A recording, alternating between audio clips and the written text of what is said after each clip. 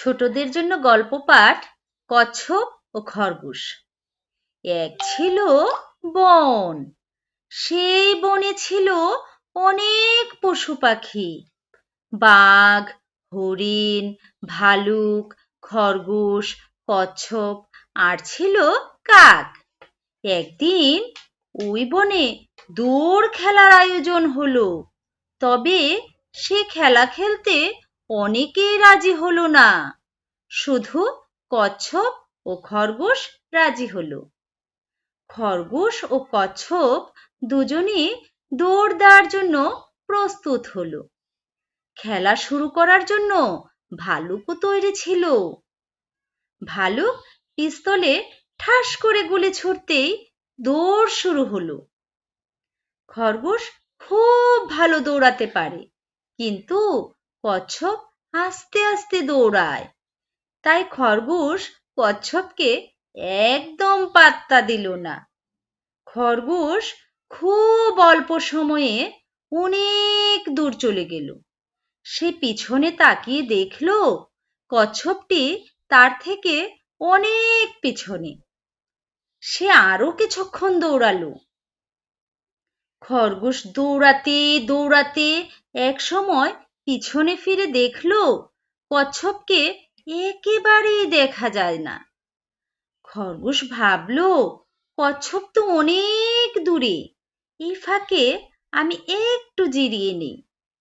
সে একটি গাছের নিচে বসে বিশ্রাম নিতে লাগলো। এক সময় খরগোশ ঘুমিয়ে পড়ল। এদিকে কচ্ছপ দৌড়াতে দৌড়াতে খরগোশের কাছে চলে এসেছে। খরগোশ কিছুই বুঝতে পারল না, সে তখনও ঘুমোচ্ছে। কচ্ছপ খরগোশকে অতিক্রম করে অনেক দূর চলে গেল। কচ্ছপ ভাবছে চূড়ান্ত জায়গায় না যাওয়া পর্যন্ত তার বিশ্রাম নেই। কচ্ছপ জানে সে এমনিতেই খুব জোরে দৌড়াতে পারে না, তারপর যদি অবহেলা করে তবে দৌড়ে জিততে পারবে না। তাই কচ্ছপ শুধু দৌড়েই চলেছে। এদিকে খরগোশ শুধু ঘুমোচ্ছে আর ঘুমোচ্ছে। অনেকক্ষণ পর খরগোশ ঘুম থেকে উঠল। পিছনে দেখল কচ্ছপকে তখনও দেখা যাচ্ছে না। গাছে ছিল এক কাক। খরগোশ কাকের সাথে গল্প করা শুরু করলো। কাক বলল, খরগোশ ভাই, তুমি কেমন আছো? খরগোশ বলল, খুব ভালো।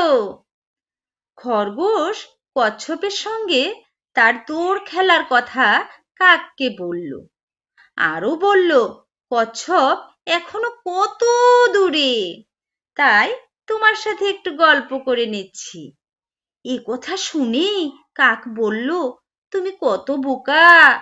তুমি যখন ঘুমিয়েছিলে তখন দেখলাম একটা কচ্ছপ তোমার পাশ দিয়ে চলে গেছে। এ কথা শুনে খরগোশ চমকে উঠল। সে সামনের দিকে তাকিয়ে দেখল কচ্ছপ অনেক দূরে চলে গেছে। খরগোশ জোরে দৌড়াতে দৌড়াতে আসলো, কিন্তু ততক্ষণে কচ্ছপ গন্তব্যে পৌঁছে গেছে। কচ্ছপ খেলায় জিতে গেল। তারপর শুরু হলো পুরস্কার বিতরণ সভা। সভায় অনেক পশু পাখি এলো।